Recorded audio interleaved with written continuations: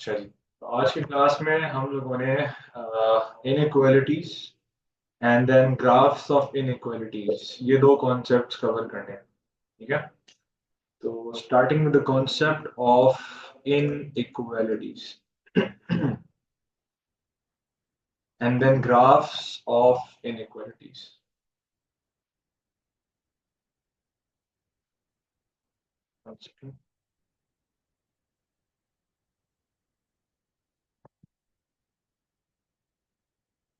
Okay.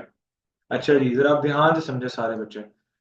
तो सबसे हमने इससे पिछले टॉपिक में कोऑर्डिनेट ज्योमेट्री में एक कॉन्सेप्ट पढ़ा था कि for example if we have a line in front of us, हमारे पास एक ग्राफ है और हमें उस ग्राफ के ऊपर एक लाइन दे दी गई है।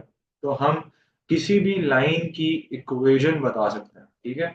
तो for example we have a line which passes through this coordinate and this coordinate is 0 comma 2 and there is another coordinate on this line, let's suppose that coordinate is 5 comma 4, let's suppose, या इसको कर लेते हैं 5 comma 7। ठीक है। दो coordinates हैं। तो the help of these two coordinates हम इसकी लाइन इक्वेशन फाइंड आउट कर सकते हैं। और लाइन इक्वेशन हम कैसे निकालेंगे?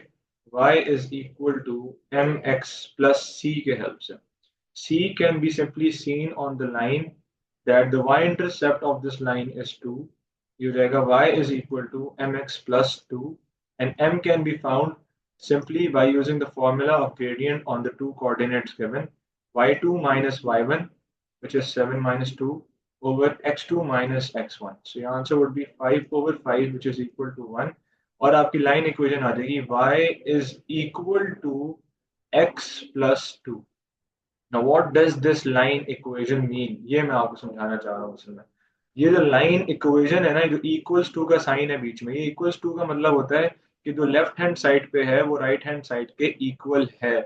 यानी कि this is the complete x axis starting from zero, फिर आगे 1 2 3 4 5 6 7 8 एंड सो ऑन चलता जाएगा इनफाइनाइट।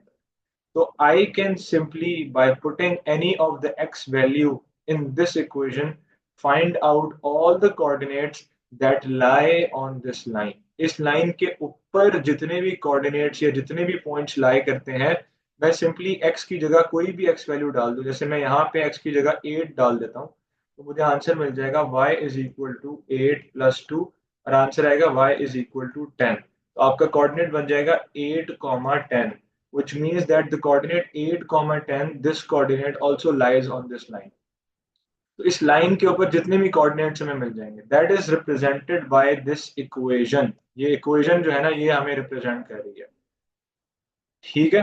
अब हम पढ़ने लगे हैं inequalities. What the inequality does. Inequality क्या करती है? अब मैं इसी इक्वेशन को इनइक्वालिटी में कन्वर्ट करके लिखता हूँ। Let's write down y is greater then x plus 2। Now what will happen कि अब ये जो ग्रेटर का साइन है ना, ये हमें ये बता रहा है कि जो पहले ओरिजिनली ये जो लाइन थी y is equal to x plus two, इस इक्वल टू की वजह से हम x की जगह जो भी पॉइंट डाल रहे थे और हमें y की एक सर्टेन वैल्यू मिल रही थी, ये तमाम कोऑर्डिनेट्स इस लाइन के ऊपर लाई कर रहे थे। लेकिन अब क्या होगा? अब जब हम x की जगह कोई भी कोऑर्डिनेट प्लग इन करेंगे, तो जो हमारा आंसर आएगा y हमेशा उससे बड़ा होना चाहिए। फॉर एग्जाम्पल हम करते हैं जी y is greater then, let suppose हम x की जगह पुट करते हैं 5, 5 plus 2। So inequality says that y is greater then 7। तो जब मैंने x की जगह 2 पुट किया, तो मेरा जो है x की जगह जब मैंने 5 पुट किया, तो मेरा जो y है that should be greater than 7, which means 1 2 3 4 5 5 comma 7 is a coordinate that lies on this line, but according to the inequality y is not equal to 7 but y is greater than 7, which means y जो है वो इधर ऊपर कहीं होगा। 7 से बड़ा है तो यहाँ ऊपर कहीं होगा। तो ये जो ग्रेटर का साइन है, अब ये जो साइन है इस लाइन के ऊपर वाला रीजन रिप्रेजेंट करना शुरू हो गया। और इसी साइन को मैं अगर चेंज कर देता with the lesser sign y is less than x plus 2, तो वो लेसर का साइन सारा इस लाइन के नीचे वाला रीजन रिप्रेजेंट करना स्टार्ट हो जाता। ठीक है। तो तीन केसेस होते हैं। Equals to represents, equals to represents all points on the line, सही है। Greater than represents all points above the line and lesser than represents all points below the line. और ये किस लाइन की बात हो रही है? ये बात हो रही है स्लोप लाइंस की, either the positive slope line और द नेगेटिव स्लोप लाइन। इन दोनों केसेस में ये आपकी डेफिनेशन ट्रू होगी कि अगर लाइन इक्वेशन है ये इक्वल्स टू वाली, तो मतलब लाइन के ऊपर सारे पॉइंट्स इंक्लूडेड होंगे। अगर ग्रेटर देन है तो लाइन के सिर्फ और सिर्फ जो लाइन से ऊपर पॉइंट्स है वो इंक्लूडेड होंगे, और लेसर देन है तो मतलब सिर्फ और सिर्फ लाइन से नीचे वाले पॉइंट्स इंक्लूडेड होंगे। और कभी कभार एग्जामिनर आपको ग्रेटर देन इक्वल टू का साइन देगा, तो इसका मतलब होता है represents all points on and above the line, all points on and above the line.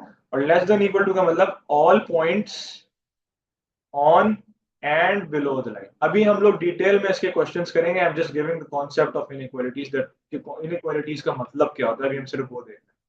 अभी हम शुरू में कुछ इनइक्वालिटीज सॉल्व करेंगे and then we'll move on to the graphs वाला पार्ट, ठीक है? तो number 1 is part of our syllabus is solving solving inequalities, solving inequalities, ठीक है? For example, we have an inequality in front of us. 5x minus 25 is less than equal to 30. Let's suppose we have an inequality. अब ये basic inequalities होती हैं, बिल्कुल basic. इन basic inequalities को आपने equation समझ के सॉल्व करना होता है। आपने सिंपली अगर इसको अज्यूम कर लो कि यहाँ इक्वल्स टू का साइन है, तो आपका पहला स्टेप यही होता है कि आप -25 को पिक करते हैं और उसको राइट हैंड साइड पे ले जाते हैं, और ये बन जाता 5x। ये साइन एज इट इज नीचे आ जाएगा, less than equal to 30 plus 25। 5x, the sign will copy down, this will become 55. X is sign will copy down, 55 divided by 5, and your answer will be x is less than equal to 11. Now if I want to represent this answer on a number line, what will I do? I will draw a number line simply, और क्योंकि मेरा answer आ रहा है less than 11, तो मैं जो है वो 0 लिख के और 1 2 3 4 5 6 7 8 9 10 11 पे एक निशान लगाऊंगा, and I will draw a circle on top of 11 and I will colour the circle completely. इसको फुली मैंने फिल्ड अप रखना है, और क्योंकि मेरी रेंज कह रही है कि x की जितनी भी वैल्यूज हैं वो 11 से कम है या इक्वल है, इसलिए मैंने इसको फुली कलर किया, और मैंने एक एरो बना दिया representing that all the values less than or equal to 11 are included. If I want you to list down all the values, तो आप लिखेंगे जी इसमें के 11 10 9 8 7 और ये नेगेटिव इनफाइनाइट तक जितने भी इंटीजर्स हैं सब इस लिस्ट में शामिल हैं। 11 भी शामिल है, 11 से आगे कुछ भी शामिल नहीं है। This is what the inequality says. अब कभी कभार ऐसा होता है कि आपको टू वे इनइक्वालिटी मिल जाती है। मैं बिल्कुल बेसिक कॉन्सेप्ट से स्टार्ट कर रहा हूँ। आपको टू वे इनइक्वालिटी मिल जाती है, इसका मतलब क्या हुआ? फॉर एग्जाम्पल यहाँ लिखा है जी 3x minus 3 is less than equal to 24 and greater than equal to minus, इसको हम कर लेते हैं ग्रेटर देन इक्वल टू -6, ठीक है? Now we have an inequality in front of us. हमने इस इनइक्वालिटी को सॉल्व करना है और उसके बाद हमने इसको रिप्रेजेंट करना है ऑन अ नंबर लाइन। अब जरा बच्चे ध्यान से देखें सब। इसका तरीका क्या होता है? आप फॉर द टाइम बीइंग आप इसको इग्नोर कर दें कि लेफ्ट साइड पे कुछ है, जस्ट इग्नोर के लेफ्ट साइड पे कुछ नहीं है फॉर द टाइम बीइंग। मैंने इसको इग्नोर कर दिया, भूल गया। तो मेरे जहन में जो पहला स्टेप आएगा वो ये आएगा कि मैं इस -3 को पिक करूं और ये 24 के पास ले जाके ऐड करूं, ठीक है?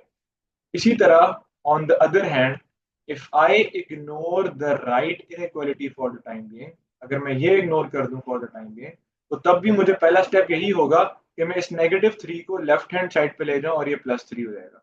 तो सिंपली हमें ये पता लगा कि हम ये जो ऑपरेशन है जो यहाँ पे -3 है वो हम एक ही वक्त में दोनों तरफ अप्लाई कर सकते हैं। तो क्या बन जाएगा? दिस विल बिकम, अब जरा देखें सारे, अब होगा ये कि आपका ये बन जाएगा जी -3 जो है वो आपका लेफ्ट हैंड साइड पे भी चला जाएगा एक ही वन स्टेप में, और यहाँ राइट हैंड साइड पे भी चला जाएगा। तो ये आपकी इक्वेशन बन जाएगी 3x, यहाँ से -3 खत्म हो गया, less than equal to 24 plus 3 and greater than equal to -6 plus 3। ये दोनों तरफ जाके हमने ऐड कर दिया, एंड ऐड करने के बाद the answers are -3 over here, 3x बीच में रहेगा, और यहाँ पे आंसर है 27। Now the second step is कि आपने यहाँ से 3 को हटाना है। ऑब्वियसली अगर हम लेफ्ट वाली साइड को इग्नोर कर दें तो हम जब सॉल्व कर रहे होंगे तो ऑब्वियसली हम 3 को ले जाके डिवाइड करेंगे, और अगर हम राइट को इग्नोर कर दें तो 3 वहां जाके भी डिवाइड होगा। तो हम इसको दोनों तरफ अप्लाई करते हैं। -3 डिवाइडेड बाई 3, अब यहाँ पे सिर्फ x रह गया, less than equal to 27 divided by 3। Now our final answer is x, just copy down the sign, greater than equal to -1, copy down the sign, और यहाँ पे आ गया 9। तो आपका फाइनल आंसर इनइक्वालिटी की शक्ल में आपके सामने है। इसको जब आपने नंबर लाइन पे रिप्रेजेंट करना है तो आपने एक नंबर लाइन बनानी है starting from -1 and put a 0, 1 2 3 4 5 6 7 8, put a 9 over here।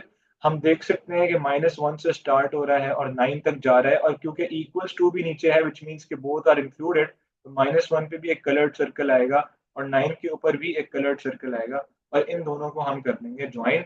तो ये आपका इनइक्वालिटी जो है वो नंबर लाइन पे रिप्रेजेंट हो जाएगी। ठीक है, ये आपके this is how you have to solve the inequalities. Now let's move on to the shading part, that is the most important part.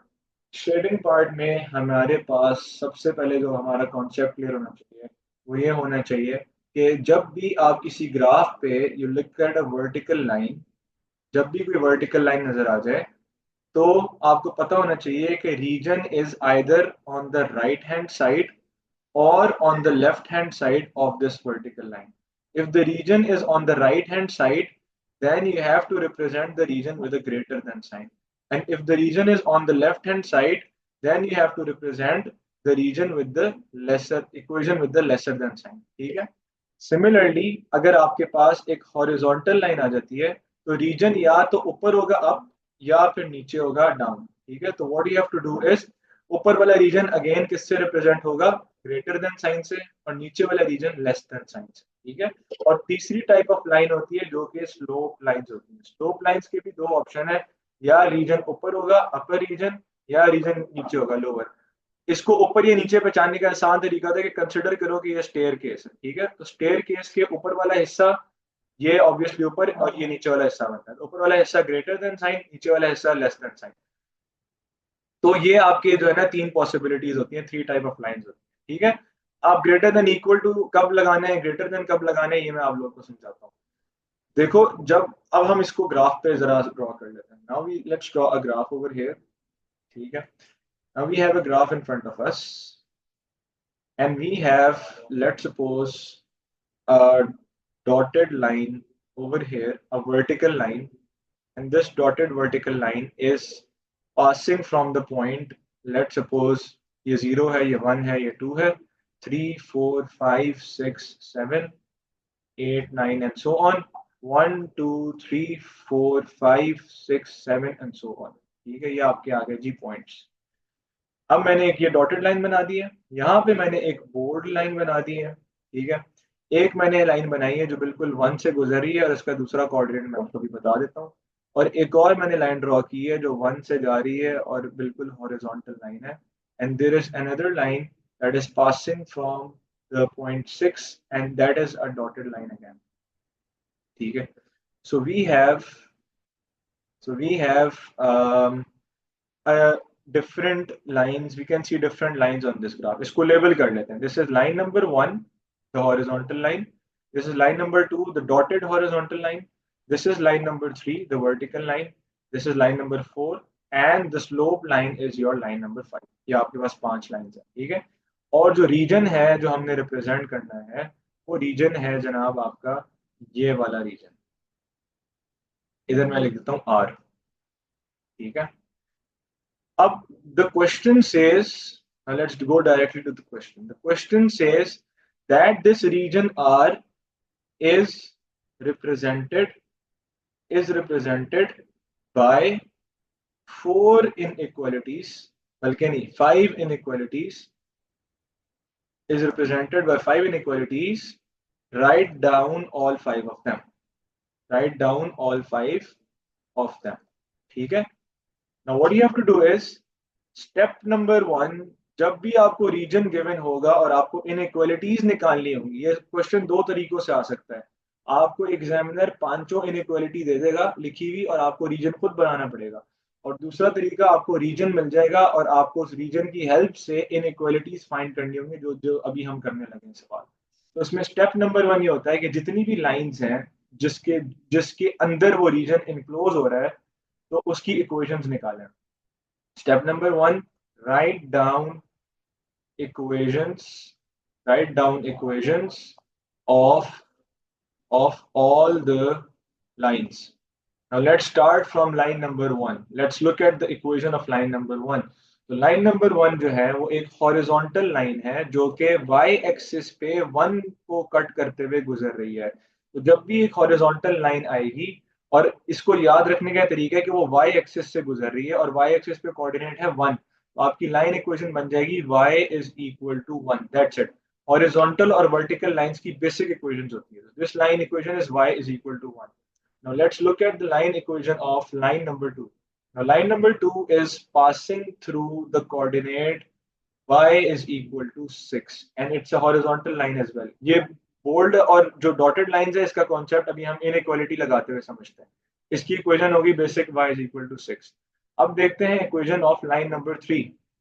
So the equation of line number 3 is that we can see that line number 3 is a vertical line and this vertical line is passing through the point 7, and because this is a vertical line it's passing crossing the x axis, तो इसको याद करने का तरीका है तो इसकी equation हो जाएगी x is equal to 7। तो जो लाइन x एक्सिस को कट करके गुजर रही है x is equal to होगा, और जो y एक्सिस को कट करके गुजर रही है तो y is equal to होगा। ये सिर्फ हॉरिजॉन्टल और वर्टिकल लाइंस के लिए। तो लाइन नंबर 4 की इक्वेशन अब देख लेते हैं। आपकी लाइन नंबर 4 भी एक वर्टिकल लाइन है और वो आपकी गुजर रही है from x is equal to, and your fifth line is neither a vertical nor a horizontal but it's a slope line. Slope line की इक्वेशन हमें पता है हमेशा किस शक्ल में होती हैं, y is equal to mx plus c form में होती है। c is visible from the graph, इसका c जो है वो 1 है, तो ये हो गया जी y is equal to mx plus 1। और इसका ग्रेडियंट निकालने के लिए what you have to do is you simply have to select another coordinate। ये आपका हो गया कोऑर्डिनेट 0,1, तो एक कोऑर्डिनेट तो इस पे आ रहा है 0,1। दूसरा कोई सा कोऑर्डिनेट ले लो, मैं आपको बता देता हूँ जी इस पे कोऑर्डिनेट है 2,2। सही है, लेट्स सपोज आपको ग्रिड गिवन होगा, आसानी से आप देख के बता सकते हैं। हमने कोऑर्डिनेट ले लिया 2,2, इन दोनों की हेल्प से हम इस लाइन का ग्रेडियंट निकालेंगे। इस लाइन का, कौन सी लाइन का, लाइन 5 का जो स्लोप लाइन है। तो y2 माइनस y1 यानी कि 2 माइनस 1, x2 माइनस x1 यानी कि 2 माइनस 0, ये बन गया 1/2। This is the gradient, put this in the line equation. So your equation for line 5 is y is equal to 1/2x plus 1। Step number 1 हमारा complete हो गया, हमने पांचों लाइनों की लाइन इक्वेशंस बना दी हैं। अगला स्टेप क्या होता है इसमें, स्टेप नंबर 2 लिख लें अपने पास कि अब आपने इसके ऊपर इक्वल्स टू के बजाय इनइक्वालिटी लगानी है। Replace the equals to sign with the inequalities according to the region, according to the shaded region। ठीक है, अब हम 1 बाय 1 देखते हैं। लाइन नंबर 1 की हमारी इक्वेशन, अब हम इन इक्वेशंस को ना इन लाइंस के ऊपर ही लिख लेते हैं। लाइन नंबर 1 की इक्वेशन थी जी y is equal to 1। Line number 2 की थी y is equal to 6। Line number 3 की इक्वेशन थी जी x is equal to 7। Line 4 की थी x इज इक्वल टू 2, और आपकी जो स्लोप लाइन है इसकी थी y is equal to 1/2x plus 1। ये हमने पांचों इक्वेशन यहाँ लिखी है। अब हमने फाइंड आउट करना है जनाब कि इनइक्वालिटीज क्या लगानी है। इन इक्वालिटीज का वही रूल है जो मैंने आपके ऊपर लिखवाया। लाइन नंबर 1 देखते हैं। लाइन नंबर 1 है आपकी this is the line number 1। Now look at line number 1 and look at the region R, ये जो लेटर आर है ये इस लाइन 1 के ऊपर है। So if the region is above the line, you will replace the equals to sign with the greater than sign। y is greater than 1, और हम greater than equal to इसलिए लगाएंगे क्योंकि ये लाइन जो है ये एक बोल्ड लाइन है, ये डॉटेड लाइन नहीं है। तो y is greater than equal to 1, आपका पहली इनइक्वालिटी आ गया। इसी तरह लाइन 2 है आपकी यहाँ पे।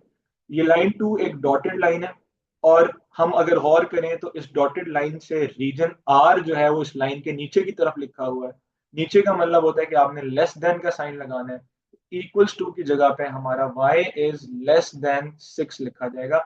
लेस देन इक्वल टू इसलिए नहीं लिखा जाएगा क्योंकि because this line is a dotted line. Now will move on to line number 3। Line number 3 कहाँ पे हमारी, लाइन नंबर 3 आपकी ये x इज इक्वल टू 7। अब आप देखो ये वर्टिकल लाइन है और इस वर्टिकल लाइन का रीजन रीजन जो है वो इस लाइन के लेफ्ट पे है, तो लेफ्ट बी जो है वो लेस देन को शो करता है, तो एक्स इज लेस देन और equal to 7 because the line is a bold line. दूसरी लाइन जो है वो डॉटेड लाइन है और रीजन उसके राइट पे है, तो इसकी इक्वेशन बन जाएगी x is greater than two, that's it. सिर्फ ग्रेटर देन आया, इक्वल टू इसलिए नहीं आया क्योंकि डॉटेड लाइन है, ग्रेटर इसलिए आया क्योंकि रीजन इसके राइट। अब आखिरी लाइन आपकी रहेगी जो ये स्लोप वाली लाइन थी, रीजन इस स्लोप वाली लाइन के भी नीचे है, सीढ़ी स्टेयरकेस के हिसाब से देखा जाए, ये इक्वल्स टू का साइन जो चेंज हो जाएगा लेसर देन के साइन से, और क्योंकि बोर्ड लाइन है तो y is less than equal to 1/2x plus 1. This will be your fifth inequality. These are the five inequalities which will give you full marks for this question. ठीक हो गया? Now I'll be giving you a challenge question for 10 minutes, बल्कि नहीं 5 minutes दूंगा, इतना मुश्किल नहीं है, and this will be a challenge question, and I want all of you to find out the four inequalities which are representing the enclosed region मैं draw कर रहा हूँ, और आपने चैट बॉक्स में उसके आंसर लिखने। I am enabling the chat box, अभी मैंने डिसेबल किया हुआ था, तो आपको मैंने चैट बॉक्स इनेबल कर दिया। I want you to write down the answers within the next 5 minutes. मैं क्वेश्चन लिख रहा हूँ within the next 5 minutes. मैं सिर्फ इंपॉर्टेंट कोऑर्डिनेट्स लिखता जाऊंगा बस।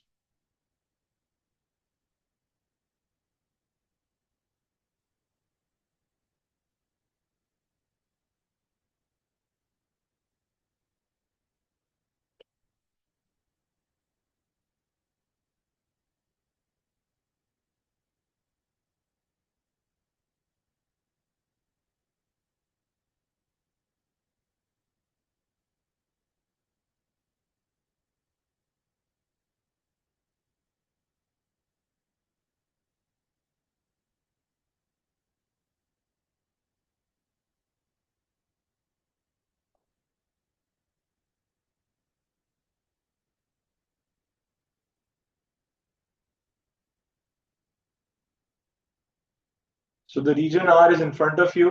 मैं लाइंस लेबल कर देता हूँ। This is line 1, the horizontal line. This is line 2, the vertical line. and this slope line, this is line 3, the red slope line, this is line 4। और एक और हिंट आपको दे देता हूँ कि region is also enclosed by the y axis, तो ये आपका जो y एक्सिस है ये आपकी लाइन 5 है। I want all 5 inequalities. You have 6 minutes for this question. Start now. I want answers in the answer box, chat box.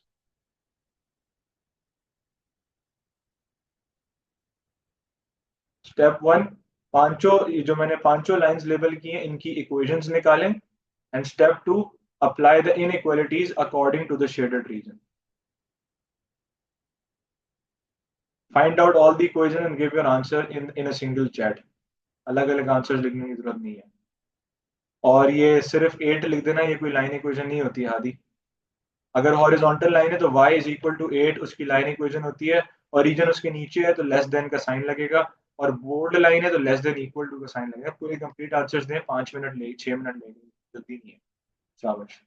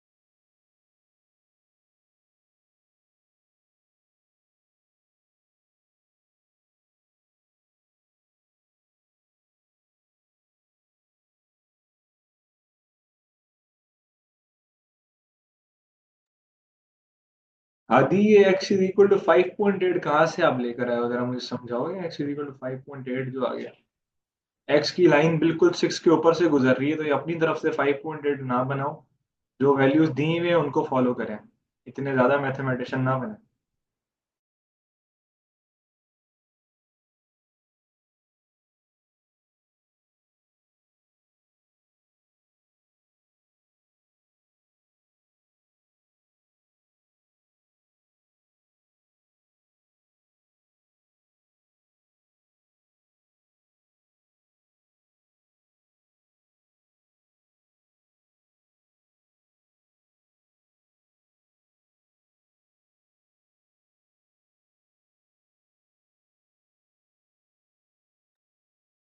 Okay kids, we are short of time. जिसने जितना कर लिया है वो आगे कंटिन्यू रखें, मैं मीनवाइल सॉल्यूशन या राइट साइड पे अब लिखना स्टार्ट कर रहा हूँ। I'll be writing down the line equations first. Okay, so equation of line number one is y is equal to 8. Equation of line number two is x is equal to 6. Equation of line number three अभी हम निकालते हैं. Equation of line number five, because that's a vertical line और y axis है. याद रखो y axis की equation हमेशा क्या होती है, x is equal to 0, और x axis की इक्वेशन हमेशा क्या होती है, y is equal to 0. ठीक है, उल्टा होता है. तो y एक्सिस की इक्वेशन है आपकी x इज इक्वल टू 0, और ये हमारी लाइन 5 इसलिए है क्योंकि रीजन इसकी वजह से यहां तक रुक गया. अगर ये हमारा लाइन इसको ना रोक रही होती तो शायद ये शेडेड पार्ट और आगे तक चला जाता. ठीक है, this is also part of the inequalities. और लाइन 4 और लाइन 3 के अब हम इक्वेशन निकाल लेते हैं. Now let's look at line number 3. Line number 3 is passing from the origin, which means कि इसका y इंटरसेप्ट तो 0 है, और इसका अब हमने ग्रेडियंट निकालने के लिए हमें एक और कोऑर्डिनेट गिवन है, which is 6, 8. What we'll do is apply the formula of gradient on it, which is y2 minus y1, 8 minus 0 over 6 minus 0, और आपका gradient आता है 8 over 6. इसको simplify करें तो ये बनता है 2 into 4, 2 into 3, 4 by 3. This is the value of m. So your line equation will be equal to, line 3 की जो line equation है वो आपकी हो जाएगी y is equal to 4 over 3x plus 0. c is 0 तो वो लिखने की जरूरत नहीं है. So this is the equation for line 3.